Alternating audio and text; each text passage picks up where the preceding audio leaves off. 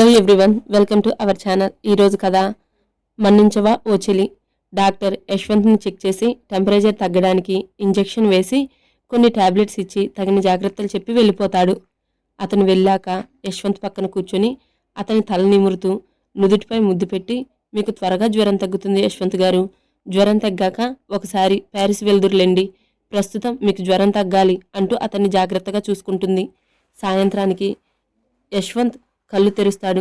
యశ్వంత్ గారు ఇప్పుడు ఎలా ఉంది అని అడుగుతుంది పక్కనే ఉన్న యామిని. అంటూ లేవడానికి ట్రై చేసి నీరసం వల్ల వెనక్కి పడతాడు. అది గమనించి యామిని యశ్వంత్కి సాయం చేసి అతన్ని బెడ్కి ఆనించి కూర్చోబెట్టి అతని నుదురు దగ్గర గొంతు దగ్గర చెక్ చేస్తుంది. ఇంకా కొంచెం ఫీవర్ ఉంది, మీకు ఫేస్ వాష్ చేసుకుని వస్తే పాలు బ్రెడ్ తెస్తాను అంటుంది. నాకు ఏం వద్దు, తినాలని లేదు క్యాండీ అంటాడు యశ్వంత్ నీరసంగా. అలా అంటే ఎలా యశ్వంత్ గారు, టాబ్లెట్స్ వేసుకోవాలి కదా, కొంచెమైనా తినాలి అంటుంది బుజ్జగిస్తూ. ఆమె మాటలకి అలానే చూస్తాడు యామిని వైపు. అలా అంటే ఎలా కన్నా, టాబ్లెట్స్ వేసుకోవాలి కదా, కొంచెమైనా తినాలి అంటూ బుజ్జగిస్తూ తనకి లైట్ ఫుడ్ పెట్టి టాబ్లెట్స్ ఇచ్చి జాగ్రత్తగా పడుకోబెడుతున్న తన అన్నయ్యనే తన ఎదురుగా ఉన్నట్టు అనిపించి అన్నయ్య అంటూ ఒక్కసారిగా యామినిని హగ్ చేసుకుంటాడు. అన్నయ్య అంటూ తనని హగ్ చేసుకున్న యశ్వంత్ ప్రవర్తన అర్థం కాక, యశ్వంత్ గారు మేము సంజయ్ సార్ని కాను యామినిని అంటుంది అయోమయంగా. ఆమె మాటకి ట్రాన్స్ నుండి బయటికి వచ్చి సారీ అంటూ తన్ని వదులుతాడు. అతను తన అన్నయ్యను చాలా మిస్ అవుతున్నాడు అని మరొకసారి అర్థమయ్యి సైలెంట్గా ఉంటుంది. కాసేపటికి సరే మీరు వెళ్ళి ఫేస్ వాష్ చేసుకొని రండి అంటుంది. లేదు, చిరాగ్గా ఉంది, స్నానం చేస్తాను అంటాడు. వద్దు వద్దు, మీకు పూర్తిగా ఫీవర్ తగ్గలేదు కదా, అప్పుడే స్నానం చేయకూడదు అంటుంది కంగారుగా. కానీ నాకు చిరాగ్గా ఉంది అంటాడు అసహనంగా. సరే అయితే స్పాంజ్ బాత్ చేయించనా అని అడుగుతుంది. అతను ఏమనుకుంటాడు అని ఒక పక్క భయపడుతూ స్పాంజ్ బాత్నా, నువ్వా, వద్దులే స్నానమే చేస్తా అంటాడు. అరే ఒకసారి చెప్తే అర్థం కాదా, ఇప్పుడు మీరు స్నానం చేయకూడదు, కావాలంటే స్పాంజ్ బాత్ చేపిస్తాను, ఇంకా ఏం మాట్లాడకండి అంటూ యశ్వంత్కి మాట్లాడే అవకాశం ఇవ్వకుండా గోరువెచ్చని నీళ్లతో అతనికి స్పాంజ్ బాత్ చేపిస్తుంది. పగటిపూట అంటే ఇంకా పూర్తిగా రాత్రి అవ్వలేదు, అప్పటికి ఒక 5 అలా అయ్యి ఉంటుంది అంతే. ఇలా యామిని ముందు ఒంటి మీద ఏమీ లేకుండా ఉండాలి అంటే ఇబ్బందిగా ఉన్న స్నానం అంటే ఆమె ఊరుకోదు అని కళ్ళు ఊపిరి బిగబట్టి స్పాంజ్ బాత్ చేయించుకుంటాడు. అతనికి ఫ్రీగా ఉండాలి అని షార్ట్ టీషర్ట్ తొడిగి హ్యాండ్ వాష్ చేసుకుని పాలు బ్రెడ్ తెచ్చి అతనికి తినిపించి టాబ్లెట్స్ ఇస్తుంది. యశ్వంత్ బుద్ధిగా ఆమె ఎలా చెప్తే అలా చేసి టాబ్లెట్స్ వేసుకున్నాక నీరసంగా ఉండడంతో పడుకుంటాడు. కాసేపు అతని పక్కనే ఉండి చిన్నపిల్లాడిని జోకొట్టినట్టు జోకొడుతూ అతను నిద్రపోయాక పొద్దున్నుంచి అటకెక్కించిన ఆఫీస్ వర్క్ చేసుకుంటూ సోఫాలో కూర్చుంటుంది. టైం 9 దాటాక వర్క్ పూర్తవ్వడంతో ల్యాప్టాప్ పక్కన పెట్టి యశ్వంత్ దగ్గరికి వెళ్తుంది.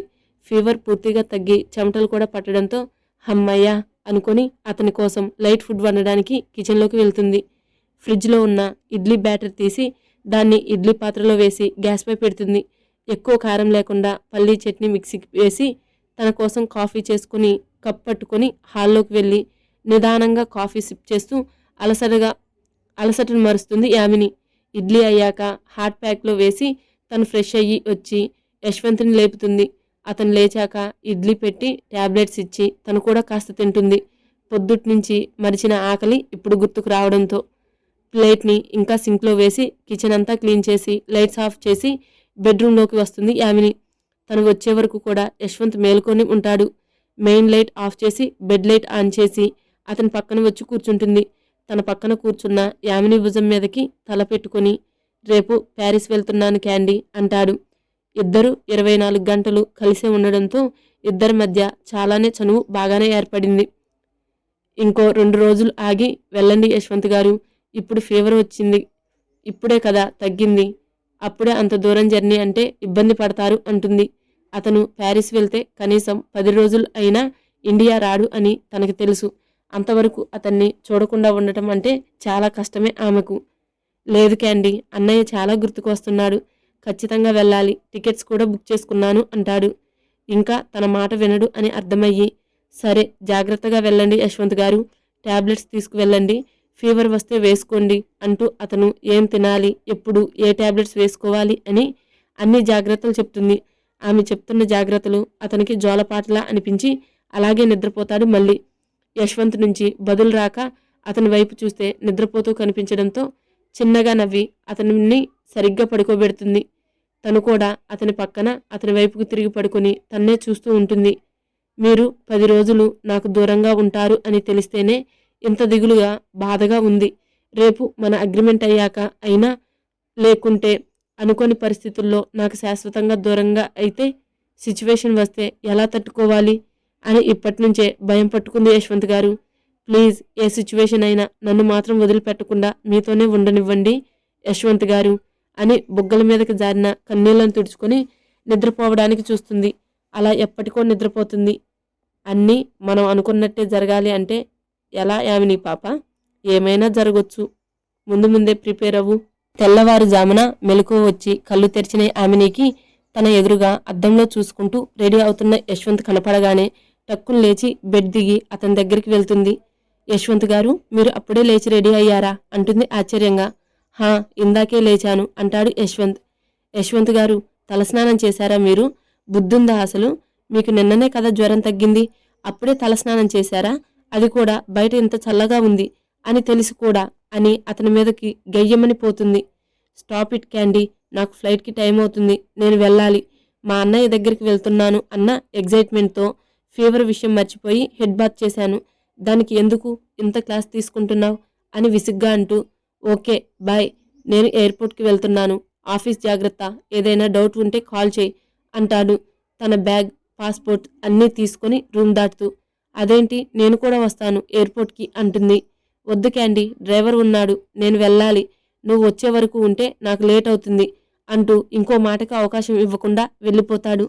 అతను వెళ్ళిన వైపే బాధగా చూస్తూ ఉంటుంది యామిని. మీకు మీ అన్నయ్య అంటే ఇంత ఇష్టం ఏంటి యశ్వంత్ గారు? సంజయ్ సార్ దగ్గరికి వెళ్తున్నారు అంటే నన్ను కూడా పట్టించుకోరా మీరు? ఆఫీస్ జాగ్రత్త అన్నారు, నువ్వు జాగ్రత్త అనలేదు. ఏమైనా డౌట్ ఉంటే కాల్ చేయి అన్నారు, కానీ నాతో మాట్లాడాలి అనిపిస్తే కాల్ చేయి అని అనలేదు.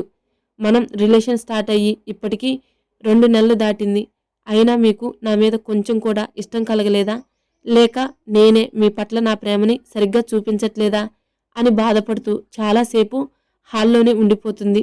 మళ్ళీ ఆఫీస్ టైం అవుతుంది అని త్వరగా ఇల్లు అంతా క్లీన్ చేసి పూజ చేసుకొని ఏమీ తినాలి అనిపించక ఆఫీస్కి వెళ్ళిపోతుంది.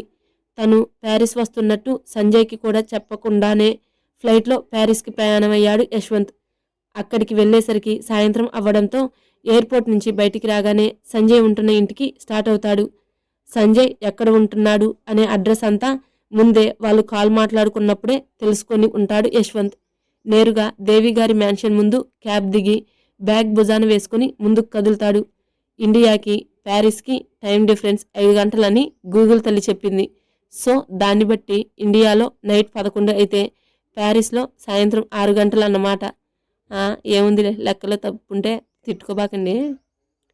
ఆఫీస్ నుంచి వచ్చిన సంజయ్, ఇంకా దేవేంద్ర, కాలేజ్ నుంచి వచ్చిన సాహిత్య, ఇంకా దేవి గారు కూడా గార్డెన్లో కూర్చొని కాఫీ తాగుతూ మాట్లాడుకుంటూ ఉంటారు.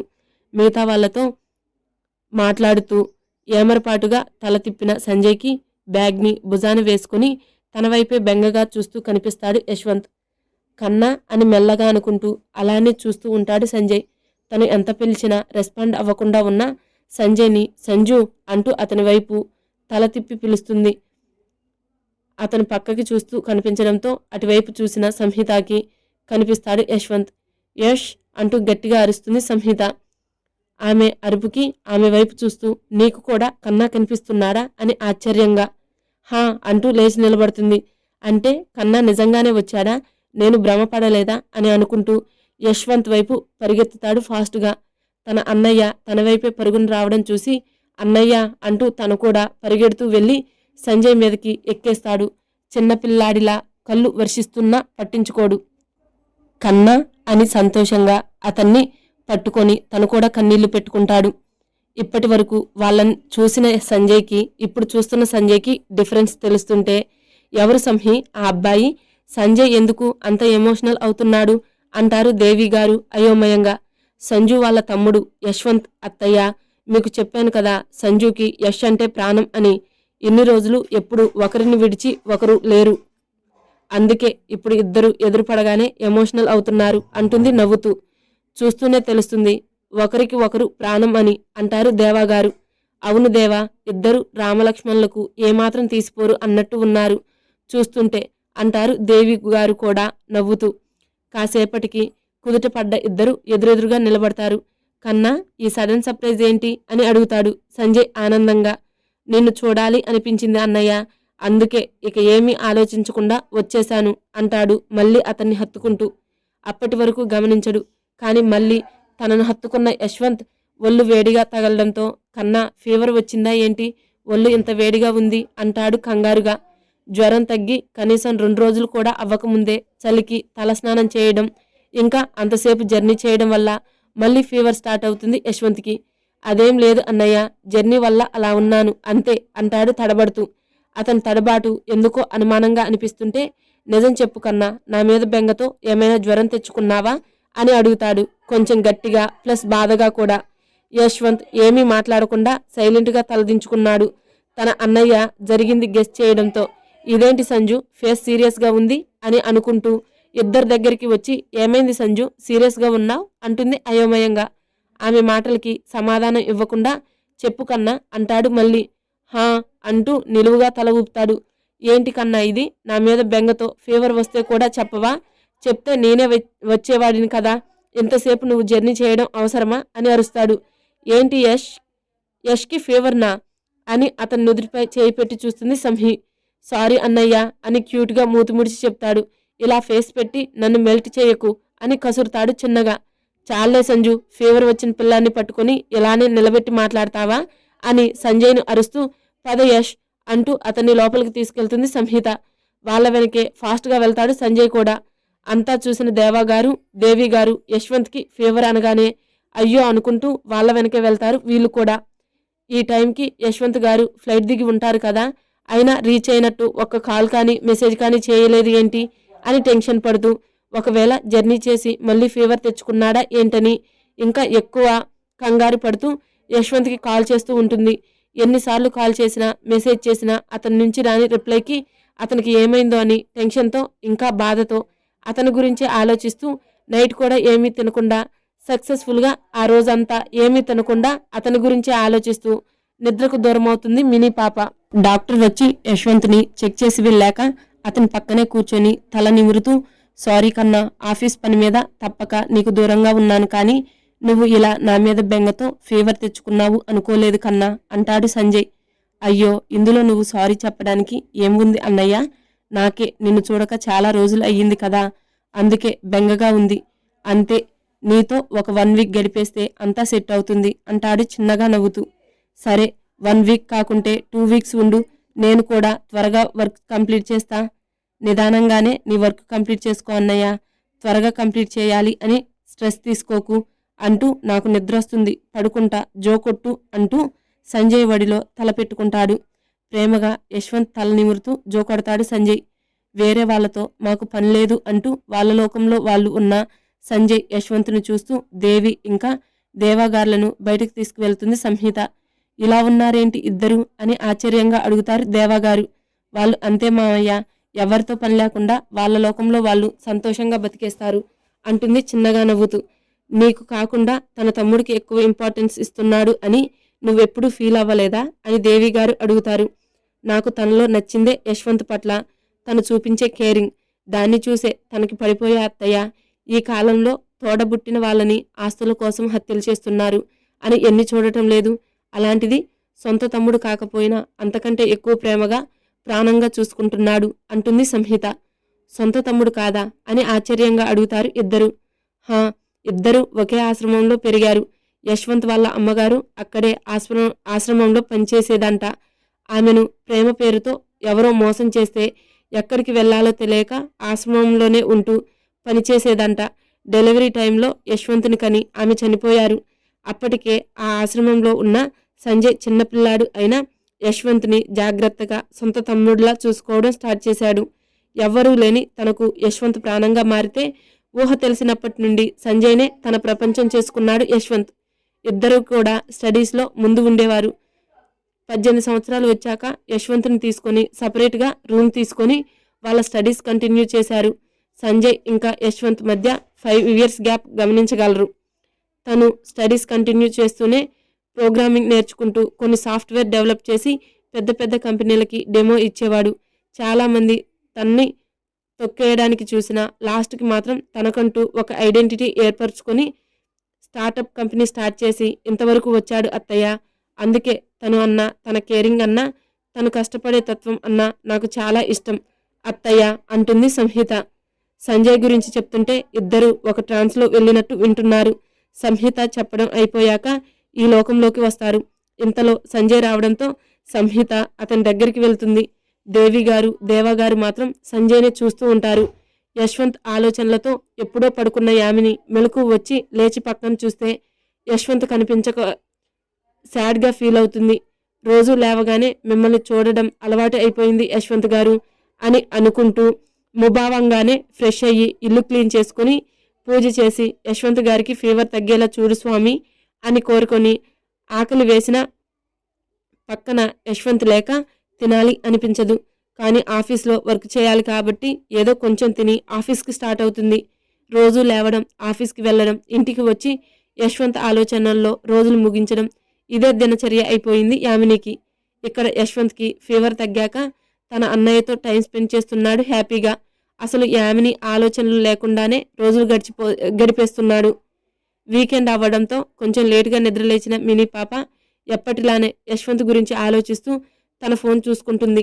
లెక్కలేనన్ని కాల్స్, మెసేజెస్ చేసింది యశ్వంత్కి. కానీ అతని నుంచి ఒక్క రిప్లై కూడా రాలేదు. రోజులానే గుడ్ మార్నింగ్ యశ్వంత్ గారు అన్న మెసేజ్ సెండ్ చేసింది. అతని నుంచి రిప్లై రాదు అని తెలిసినా కూడా యశ్వంత్ ఆలోచనలతోనే ఫ్రెష్ అయ్యి ఇల్లు క్లీన్ చేసి పూజ చేసుకుని గుడికి వెళ్ళి అట్నుంచి అటే ఆశ్రమంకి వెళ్తుంది. యామిని వెళ్ళగానే పిల్లలందరూ తన చుట్టూ పోగవుతారు ఆనందంగా. వాళ్ళ కోసం తెచ్చిన చాక్లెట్స్, బిస్కెట్స్ ఇచ్చి ఇంకా పిల్లలకు కావలసిన పెన్స్, పెన్సిల్స్, నోట్బుక్స్ అన్నీ కూడా అవసరం ఉన్న వాళ్ళకి ఇచ్చేసి మిగిలినవి ఇక్కడే మేడంకి ఇచ్చేస్తుంది. కాసేపు వాళ్ళతో హ్యాపీగా గడిపేసి అక్కడే ఒక బెంచ్ మీద కూర్చొని ఫోన్లో యశ్వంత్ ఫోటోనే చూస్తూ ఉంటుంది. ఏమైంది మీకు యశ్వంత్ గారు? అక్కడికి వెళ్ళి వారం దాటింది. ఒక్క ఫోన్ లేదు, మెసేజ్ లేదు. నేను చేసిన రిప్లై ఇవ్వరు. నేను ఒక్కసారి అయినా గుర్తుకు వచ్చానా ఈ వారంలో, లేక మర్చిపోయారా అని బాధపడుతూ ఉంటుంది. యామిని వాళ్ళ ఎదురు ఫ్లాట్లో ఉండే తాతగారు వాళ్ళ భార్యతో కలిసి అదే ఆశ్రమంకి వస్తారు. ఈ తాతగారు గుర్తు ఉన్నారా? యామిని గుడి నుంచి తిరిగి ఫ్లాట్కి వస్తుంటే కళ్ళు తిరిగి పడిపోతే కింద పడకుండా పట్టుకుంది కదా, ఆయనే ఈయన. ఇద్దరు ఆశ్రమంలోకి వెళ్ళి అక్కడ మేనేజర్తో మాట్లాడి ఫండ్స్ ఇచ్చి పిల్లలతో కాసేపు గడిపి బయటికి వచ్చేసరికి కొద్ది దూరంలో చెట్టు కింద బెంచ్ మీద కూర్చొని కనిపిస్తుంది యామిని. యామినిని చూసి తన భార్యను తీసుకుని ఆమె దగ్గరికి వెళ్తాడు. ఒడిలో ఫోన్ని, అందులో ఉన్న యశ్వంత్ ఫోటోని చూస్తున్న యామినికి తన ఎదురుగా 4 కాళ్ళు కనిపించేసరికి వాటి ఓనర్స్ ఎవరా అని తలపైకి ఎత్తి అటువైపు వాళ్ళని చూస్తుంది. ఎలా ఉన్నావు తల్లి అని పలకరిస్తారు శోభన్ గారు. అతన్ని చూశాక వాళ్ళ ఫస్ట్ మీట్ గుర్తుకు వచ్చి బాగున్నాను తాతగారు, మీరెలా ఉన్నారు అంటూ లేచి నిలబడుతుంది. బాగున్నాను అమ్మ, తను నా భార్య శ్రీదేవి అని చెప్తారు పక్కన ఉన్న ఆమెను చూపిస్తూ. నమస్కారం అమ్మమ్మ గారు అంటూ ఆవిడికి చేతులు జోడించి శ్రీదేవి శోభన్ గారు ఎవర్ గ్రీన్ ఫైర్ కదా అంటూ చిన్నగా నవ్వుతూ కూర్చోండి అంటూ ఇద్దరికి బెంచ్ చూపించి తను కూడా వాళ్ళ పక్కనే కూర్చుంటుంది. వాళ్ళు కూడా చిన్నగా నవ్వుతూ కూర్చొని ఫండ్స్ ఇవ్వడానికి వచ్చావా తల్లి అంటారు శ్రీదేవి గారు. ఫండ్స్ ఇచ్చేంత పొజిషన్లో నేను లేను అమ్మమ్మ గారు అని మనసులో అనుకుంటూ, లేదు అమ్మమ్మ గారు, నేను కూడా ఈ ఆశ్రమంలోనే పెరిగాను. వారానికి 2 సార్లు ఇలా వచ్చి కాసేపు ఇక్కడే గడిపి వెళ్ళిపోతాను అంటుంది. హో అంటూ నీ పేరు ఏంటి తల్లి అంటారు ఆవిడ. యామిని అమ్మమ్మ గారు అంటుంది చేతిలో ఫోన్లో యశ్వంత్ ఫోటోని చూస్తూనే. ఆమె చూపుల్ని గమనించి శ్రీదేవి గారు కూడా ఫోన్లోని యశ్వంత్ పిక్ని చూసి నీ భర్తనా అమ్మ అంటారు ఆవిడ. ఆ మాటకి అంత అదృష్టం నాకు లేదులేండి అమ్మమ్మ గారు అంటుంది కళ్ళల్లో తిరిగిన నీళ్లతో. అయ్యో ఏమైంది తల్లి, ఆ కళ్ళల్లో నీళ్లు ఏంటి? ఊహు ఏం లేదులేండి, కంట్లో ఏదో పడింది అంటూ సరే అమ్మమ్మ గారు, కొంచెం వర్క్ ఉంది, నేను ఇంటికి వెళ్తాను, ఏమీ అనుకోకండి అంటూ వెళ్ళొస్తాను తాతయ్య గారు అంటూ ఆశ్రమం దాటుతుంది యామిని. ఏమైంది దేవి, ఆ పిల్ల అలా వెళ్ళిపోతుంది? తను ఎందుకో బాధలో ఉన్నట్టు ఉంది శోభన్. ఆ పిల్లాడి విషయంలో బాధపడుతుంది. అనుకుంటూ అందుకే వెళ్ళిపోయింది. అవునా? కానీ ఆ పిల్లాడు, ఈ అమ్మాయి ఇద్దరు కలిసే కదా ఉంటున్నారు. మరి ఎందుకు ఆ బాధ అంటారు అయోమయంగా. ఏంటి, ఇద్దరు కలిసే ఉంటున్నారా అంటుంది ఆశ్చర్యంగా. హా, అవును, నేను 2-3 సార్లు చూశాను. ఇద్దరు కలిసి రావడం, కలిసి బయటికి వెళ్ళడం అంటాడు. మరి ఎందుకు తను అంతగా బాధపడుతుంది అని అనుకుంటూ, శ్రీదేవి గారు ఉంటే, కనీసం తల్లిదండ్రులు అయినా ఉంటే ఆ పిల్ల బాధ ఏంటో తెలుసుకునేవారు. అది కూడా లేదు. పాపం ఎవరితో తన బాధ చెప్పుకుంటుంది అంటారు శోభన్ గారు. అతని మాటలకి ఆలోచనలో పడిన శ్రీదేవి గారు, మనం ఉన్నాం కదా శోభన్, ఆ పిల్ల బాధ ఏంటో తెలుసుకుని దాన్ని దూరం చేసే ప్రయత్నం చేద్దాం అంటుంది హుషారుగా. కానీ ఇప్పుడే పరిచయం అయ్యి అప్పుడే తన బాధ మనతో ఎలా పంచుకుంటుంది చెప్పమా? అదీ కాక ఎవరితోనైనా తొందరగా కలిసిపోయేలా అనిపించడం లేదు ఆ అమ్మాయి అని అంటారు శోభన్ గారు. అది నేను చూసుకుంటానులే శోభన్ అంటారు శ్రీదేవి గారు. హా, ఏదో పెద్ద ప్లాన్నే వేశావు. సరే, అలానే కానిద్దాం పద అంటూ ఇద్దరు ఇంటికి స్టార్ట్ అవుతారు. ఫ్లాట్కి వచ్చిన యామిని తలనొప్పిగా ఉండడంతో కాస్త కాఫీ తాగి రిలాక్స్ అయ్యాక ఇంకోసారి యశ్వంత్కి కాల్ చేస్తుంది. రింగ్ అవుతున్నా ఎవరూ లిఫ్ట్ చేయడం లేదు అని అనుకుంటుండగా కాల్ కట్ అయ్యే లాస్ట్ సెకండ్లో ఎవరో లిఫ్ట్ చేయడంతో అది యశ్వంత్నే అనుకొని, హలో యశ్వంత్ గారు, ఏమైపోయారు అండి? మీరు అంత జ్వరంలో జర్నీ చేస్తూ వెళ్ళారు. మీరు ప్యారిస్ రీచ్ అయ్యారా? లేదా మీ హెల్త్ ఎలా ఉంది తెలుసుకుందామని కాల్ చేస్తే లిఫ్ట్ చేయరు, మెసేజ్ చేస్తే రిప్లై ఇవ్వరు. అసలు ఏమనుకుంటున్నారు మీరు అని ఇంకా ఏదో అంటూ ఉండగా, హౌ డేర్ యూ, మా యష్నే అన్నన్ని మాటలు అంటున్నావు, అసలు ఎవరు నువ్వు అని గట్టిగా వినిపించిన వాయిస్కి భయం వేస్తుంటే కాసేపు సైలెంట్గా ఉంటుంది యామిని. హలో, ఉన్నావా పోయావా అని గొంతు పోయేలా అరుస్తుంటే, నేను యశ్వంత్ సార్ పిఏని మేడం, ఆయన ఉన్నారా అని అడుగుతుంది మెల్లగా. వాట్, ఆఫ్టర్ ఆల్ పిఏవి, నువ్వు మా యష్ మీదకే వాయిస్ రేస్ చేసి మాట్లాడుతున్నావా? ఎంత ధైర్యం నీకు అని అరుస్తుంది సంహిత.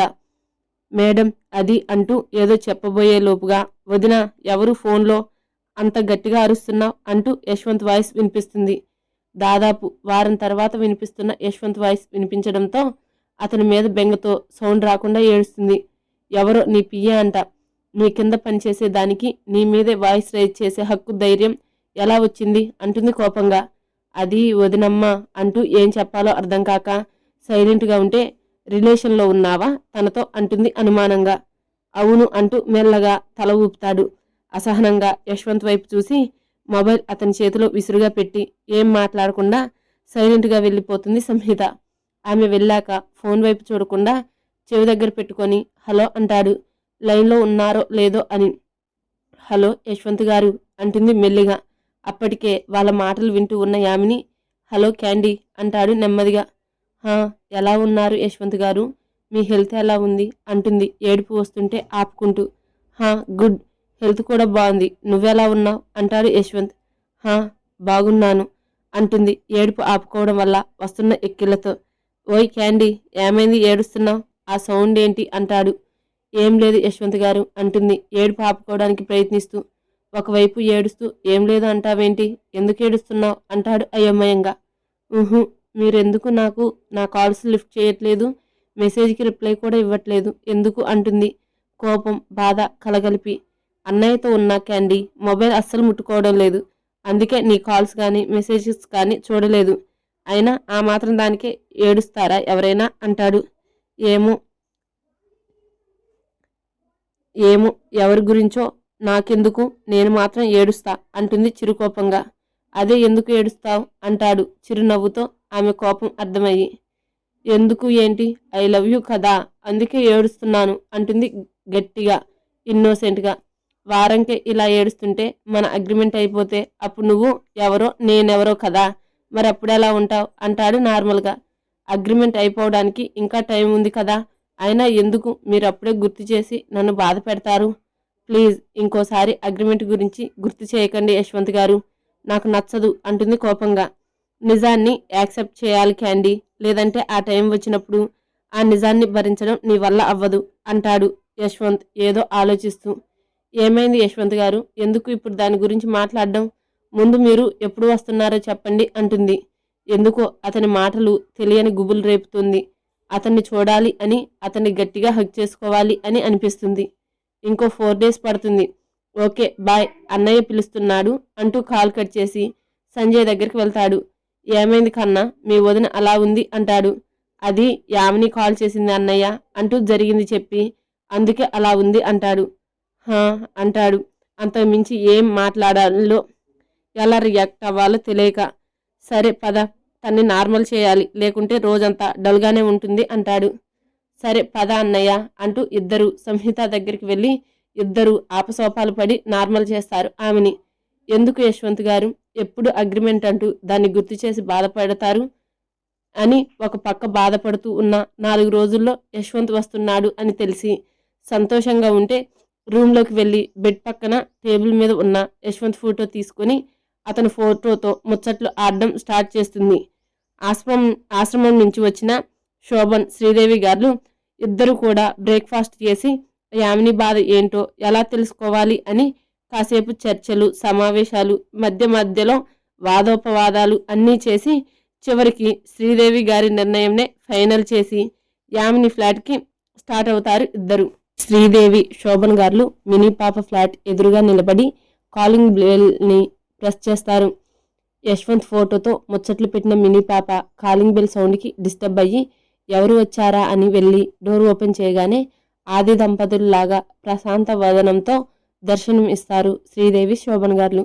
రండి అమ్మమ్మ, తాతయ్య అంటూ ఇద్దరిని ఇంట్లోకి ఆహ్వానించి సోఫా చూపిస్తుంది కూర్చోమని. ఇద్దరు సోఫాలో కూర్చొని ఇంటిని గమనిస్తూ ఉంటారు. ఇంతలో యామిని కిచెన్లోకి వెళ్ళి ఇద్దరికి జ్యూస్ తెచ్చిస్తుంది. ఇద్దరు జ్యూస్ తాగుతూ ఇల్లు చాలా బాగా సర్దుకున్నావు యామిని అంటారు శ్రీదేవి. చిన్న స్మైల్ మాత్రమే ఆమె నుంచి వచ్చిన బదులు.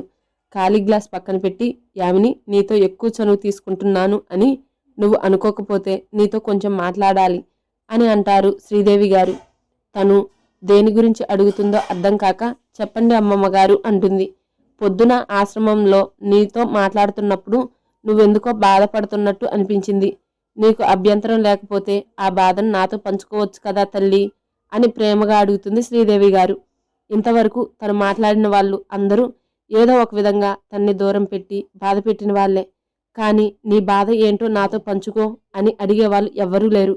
కానీ ఇప్పుడు శ్రీదేవి గారు అలా అడుగుతుంటే తన బాధ చెప్పుకోవాలి అని ఉన్నా తను ఇంట్రవర్ట్ అవ్వడం వల్ల తన బాధను స్వేచ్ఛగా శ్రీదేవి గారితో పంచుకోవడానికి సంకోచిస్తూ ఉంటుంది. ఆమె సంకోచం ఎందుకో అర్థం కాక ఏమైంది అమ్మా అంటూ ఆప్యాయంగా అడుగుతూ వెళ్ళి యామిని పక్కన కూర్చుంటారు ఆవిడ. కొంచెం ఇబ్బందిగా అనిపిస్తున్నా కూడా ఆవిడ మీద గౌరవంతో అలానే కూర్చుని ఉంది. అది అంటూ ఏమి మాట్లాడకుండా సైలెంట్గా ఉంటుంది యామిని. నీ బాధ ఏంటో చెప్పుకోవడానికి ఎందుకు అమ్మా ఇబ్బంది పడుతున్నావు? హో, వీళ్ళేంటి పరిచయం అయ్యి ఒక్కరోజు కూడా కాలేదు, అప్పుడే ఇలా మాట్లాడుతున్నారు ఏంటి అని చూస్తున్నావా అంటారు శోభన్ గారు. అయ్యో అదేం లేదు తాతయ్య గారు, చిన్నప్పటి నుంచి ఒంటరిగా ఉండటం అలవాటు. అది కాక చదువుకున్న రోజుల్లో కూడా నాకు ఫ్రెండ్స్ అంటూ ఎవ్వరూ లేరు. అందుకే నాకు సంబంధించిన విషయాలు కానీ, నా బాధ సంతోషాలు కానీ, నా పర్సనల్ విషయాలు కానీ ఎవరితోనూ పంచుకోలేదు. అలాంటిది ఇప్పుడు మీరు సడన్గా నీ బాధ ఏంటో చెప్పుకోమని అంటుంటే కొంచెం ఇన్సెక్యూర్గా, అన్కంఫర్టబుల్గా ఉంది అని చెప్తుంది యామిని. అది నీ స్వభావం తల్లి. నువ్వు చెప్పింది వింటుంటే నాకు అర్థమైంది ఏంటి అంటే నువ్వు ఎవరితోనూ త్వరగా కలిసిపోవు. పక్క వాళ్ళు ఒక అడుగు ముందుకు వేసి నీతో ఫ్రెండ్షిప్ చేస్తే వాళ్ళతో త్వరగా కలిసిపోతావు అని అనిపిస్తుంది. సరేలే, అయితే ఫస్ట్ మా గురించి నీకు చెప్తాం, ఆ తర్వాత నువ్వు చెప్పు అంటూ వాళ్ళ గురించి చెప్పడం స్టార్ట్ చేస్తారు శ్రీదేవి గారు. నేను, మా ఆయన శోభన్ ఇద్దరం డిగ్రీ చేశాం. అప్పట్లో ఇద్దరం ఒకే కాలేజీ కాబట్టి, ఒకే క్లాస్ కాబట్టి మంచి ఫ్రెండ్స్గా ఉన్నాం. నిదానంగా ఫ్రెండ్స్ని కాస్త లవర్స్గా మారిపోయాం. కానీ స్టడీస్ని నెగ్లెక్ట్ చేయలేదు. మంచిగా చదివి జాబ్ చేయాలి అని మా ఇద్దరి డ్రీమ్. చదువు అయిపోయాక ఇద్దరి ఇంట్లో మా విషయం చెప్పి పెళ్లి చేసుకుంటామని అడిగితే ఒప్పుకోలేదు. ఇక చేసేది ఏం లేక ఇద్దరం ఇల్లు వదిలేసి బయటికి వచ్చి రిజిస్టర్ ఆఫీస్లో పెళ్లి చేసుకున్నాం. తర్వాత ఇద్దరం ప్రైవేట్ జాబ్ చేస్తూ ఆర్థికంగా ఇబ్బంది లేకుండా సాగిపోతుంది మా కాపురం. అటువంటి టైంలోనే నేను తల్లిని కాబోతున్నాను అని తెలిసింది. ఇద్దరి ఆనందానికి హద్దు లేదు. ఇక ఈయన నన్ను జాబ్ మానిపించి తను మాత్రమే జాబ్కి వెళ్ళేవాడు. ఒక పక్క గవర్నమెంట్ జాబ్కి ట్రై చేస్తూనే మా పెద్దోడు పుట్టడం, ఆయనకి గవర్నమెంట్ జాబ్లో రావడం ఒకేసారి జరిగాయి. అలా హాయిగా మా జీవితం సాగిపోతుంది. మా పెద్దోడు తర్వాత ఒక కొడుకు, ఒక కూతురు పుట్టారు. ఇక పిల్లల చదువులు, వాళ్ళ ఆలనా పాలనా చూసుకుంటూ నేను ఇంట్లోనే ఉన్నాను. ఈయన జాబ్లో ప్రమోషన్స్ వచ్చి బాగానే సంపాదించి ముగ్గురిని అమెరికా పంపించాడు వాళ్ళ చదువుల కోసం. తర్వాత వాళ్ళ పెళ్ళిళ్ళు అయ్యాక ఉద్యోగాల రీత్యా ఇక వాళ్ళు అమెరికాలోనే స్థిరపడిపోయారు. మేమే అప్పుడప్పుడు వెళ్ళి చూసి వస్తుంటాం. ఈయన రిటైర్ అయ్యాక ఇద్దరం ప్రశాంతంగా గడపాలి అని ఇదిగో ఇలా ఒక కొత్త ఫ్లాట్ తీసుకొని సంతోషంగా ఉన్నాం. కానీ పిల్లల దగ్గర లేరు అన్న లోటు మాత్రం ఇద్దరికీ ఉంటుంది. వాళ్ళు దిగులు ఉండిపోయింది. వాళ్ళని రమ్మని చెప్పలేం, ఇండియా వదిలి మేము పోలేం. ఇదమ్మ మా స్వీట్ అండ్ షార్ట్ స్టోరీ అని ఆయాసంతో రొప్పుతూనే ఉన్నారు శ్రీదేవి బామ్మ. అయ్యో దేవి అంటూ శోభన్ గారు శ్రీదేవి దగ్గరికి వస్తే యామిని వెళ్ళి మంచినీళ్లు తెచ్చిస్తుంది. కాసేపటికి స్థిమితపడి, హా ఇప్పుడు నువ్వు చెప్పు తల్లి అంటారు శ్రీదేవి గారు తన ఆయాసం తీర్చుకొని. ఎన్ని రోజులకు తన విషయాలు పట్టించుకోవడానికంటూ ఒకరు దొరికారు అని ఆనందంతో కొంచెం ఇదిగా ఉన్నా తన గురించి చెప్పడం స్టార్ట్ చేస్తుంది యామిని. నా గురించి చెప్పడానికి పెద్దగా ఏం లేదు అమ్మమ్మగారు. ఎవరు కన్నారో తెలియదు, కానీ చెత్త కుప్పలో దొరికిన నన్ను ఆశ్రమంలో ఉండే ఆయమ్మ తనతో పాటు తీసుకెళ్ళింది. ఊహ తెలిసినప్పటి నుంచి ఇక అక్కడే అమ్మ నాన్న ఉంటే మన ఆలనా పాలన చూసుకుంటాం. మనం కోరిన ప్రతి ఒక్కటి మనకు దొరుకుతాయి. అదే మాలాంటి అనాథలకు అవేం ఉండవు కదా. టైంకి భోజనం ప్లేట్లో పెట్టి చేతికిస్తారు తప్ప బుజ్జగించి తినిపించేవారు అంటూ ఎవ్వరూ ఉండరు. రాత్రిపూట భయం వేస్తే ధైర్యం చెప్పడానికి ఎవ్వరూ ఉండరు. మన బాధలు సంతోషాలు పంచుకోవడానికి అంటూ ఒక్కరూ ఉండరు. ఆశ్రమంలో చాలామంది పిల్లలు ఉంటారు కాబట్టి అందరినీ పట్టించుకునే తీరిక అక్కడ వారికి ఉండదు. ఆ అమ్మమ్మ సహజంగా ఉండే భయంతో చిన్నప్పటి నుంచి ఎవరితోనూ కలవలేను, ఎవరితోనూ సరిగ్గా మాట్లాడలేను. నేను ఎవరితోనూ మాట్లాడలేదు కాబట్టి వాళ్ళు కూడా నాతో మాట్లాడరు, నాతో ఫ్రెండ్షిప్ చేయరు. అలా నా బాల్యం అంతా ఆశ్రమంలోనే గడిచిపోయింది అమ్మమ్మ గారు. ఆశ్రమంలో ఉండే స్కూల్లోనే 10th పూర్తి చేశాను. ఇంటర్ బయట గవర్నమెంట్ కాలేజీలో చదువుకున్నాను. యావరేజ్ స్టూడెంట్ని కాబట్టి పెద్ద కాలేజీలో సీట్ రాలేదు. అలా చదువుకుంటూ పార్ట్ టైం జాబ్ చేసుకుంటూ ఉన్నాను. ఇంటర్ తర్వాత డిగ్రీ క్లాస్ స్టార్ట్ అవ్వడానికి కొద్ది రోజుల ముందు యశ్వంత్ గారిని చూశాను. టీనేజ్ ప్రభావంతో అతనికి అట్రాక్ట్ అయ్యాను. ఎందుకో తనను రోజు చూడాలనిపించింది. అందుకే అతను ఎక్కడికి వెళ్తే అక్కడికి ఫాలో అవుతూ తన గురించి తెలుసుకుంటూ ఉండేదాన్ని. నిదానంగా తనని ప్రేమించడం స్టార్ట్ చేశాను. నాకు 18 సంవత్సరాలు వచ్చాక ఆశ్రమంలో ఉండడానికి ఒప్పుకోరు కాబట్టి బయటకు వచ్చి చిన్న రూమ్ రెంట్కి తీసుకొని జాబ్కి ట్రై చేస్తే కానీ ఒక్క జాబ్ కూడా నాకు రాలేదు. ఇక జాబ్ మీద ఆశలు వదులుకొని బ్యూటీ పార్లర్లో కోర్సు నేర్చుకొని అందులో జాయిన్ అయ్యాను. ఎన్ని ఇబ్బందులు ఉన్నా యశ్వంత్ గారిని ఫాలో అవ్వడం మానలేదు. రోజు రోజుకి అతని మీద పిచ్చి ప్రేమను పెంచుకున్నా. నాకు తను ప్లేబాయ్ అని, అలాగే వైఎస్ కన్స్ట్రక్షన్స్కి CEO అని తెలిసి అతన్ని కలిసి నా ప్రేమ గురించి చెప్పలేకపోయాను. అది కాక తనకు ప్రేమ పెళ్లి మీద ఇంట్రెస్ట్ లేదు అని నేను కూడా దూరంగా ఉన్నాను. ఎందుకో ఆ దూరం నచ్చక ధైర్యం చేసి అతని దారిలోనే వెళ్ళి ప్రేమ పెళ్లి మీద తనకున్న వ్యతిరేకతను తీసేయాలి అని అతనితో 6 నెలల అగ్రిమెంట్కి అతని గర్ల్ ఫ్రెండ్గా ఈ ఫ్లాట్కి వచ్చాను అమ్మమ్మ. దాదాపు సగం టైం అయిపోయింది. ఇంకా నేను తనతో ఉండేది కూడా 2.5 నెలలు మాత్రమే. ఈలోపు నేను అనుకున్నది నెరవేరుతుందా లేదో చూడాలి. కొద్ది రోజుల క్రితం యశ్వంత్ గారి అన్నయ్య ఆఫీస్ పని మీద ప్యారిస్ వెళ్ళారు. అతనికి తన అన్నయ్య అంటే ప్రాణం. తనకి 2 వారాలు దూరంగా ఉండటంతో బెంగపట్టి జ్వరం తెచ్చుకున్నాడు. అందుకే వాళ్ళ అన్నయ్యను చూడాలి అని 10 రోజుల క్రితం ప్యారిస్ వెళ్ళాడు. వెళ్ళిన దగ్గర నుంచి ఒక్కసారి కూడా కాల్ చేయలేదు, మెసేజ్ చేయలేదు. నేను చేసినా రెస్పాండ్ లేదు. తన అన్నయ్యతో టైం స్పెండ్ చేస్తూ నన్ను మర్చిపోయాడు. అందుకే కొంచెం బాధగా ఉంది అమ్మమ్మ గారు అంటూ సోఫా నుంచి లేచి వెళ్ళి శ్రీదేవి గారి ఒళ్ళో తలపెట్టుకొని పడుకుంది. చిన్నప్పటి నుంచి ఎవరి ప్రేమను చూడలేదు. అందుకే భర్త దగ్గర ఆ ప్రేమను పొందాలి అనుకున్నాను. కానీ నేను ప్రేమించిన అతనికి ఈ ప్రేమ పెళ్లి మీద మంచి అభిప్రాయం లేదు అని తన దారిలోనే వెళ్ళి తన అభిప్రాయం మార్చడానికి నా ప్రయత్నం చేస్తున్నాను. ఇందులో సక్సెస్ అయితే తన్ని పెళ్లి చేసుకుని అందరి ప్రేమను తన ద్వారా పొందుతాను. లేదు అంటే ఏమో ఇంకా ఆలోచించలేదు అమ్మమ్మ గారు అని బేలగా అంటూ, ఈ పాష్ కల్చర్లో ఒక అబ్బాయితో బెడ్ షేర్ చేసుకోవడం మామూలు విషయం అవ్వచ్చు. కానీ నాలా ఆలోచించే సాధారణ అమ్మాయికి పెళ్లికి ముందే ప్రేమించిన వాడితో అయినా కూడా ఇలా బెడ్ షేర్ చేసుకోవడం అంటే తన ఆత్మాభిమానాన్ని వదులుకోవడం అని అర్థం. అలాంటి ఆత్మాభిమానాన్ని కూడా తన కోసం పక్కన పెట్టాను అమ్మమ్మ. తనతో ఉండే ప్రతి క్షణం కూడా నా ప్రేమను తెలుపుతూ ఉన్నాను. అయినా కూడా అది తనకు చేరడం లేదు. భయం వేస్తుంది అమ్మమ్మ. మిగిలిన ఈ కాస్త టైంలో తనను మార్చుకోగలను అన్న నమ్మకం పోతుంది. ఎవరికి చెప్పుకోవాలో అర్థం కావడం లేదు. తనేమో వాళ్ళ అన్నయ్యనే లోకం అనుకుంటూ ఉన్నాడు.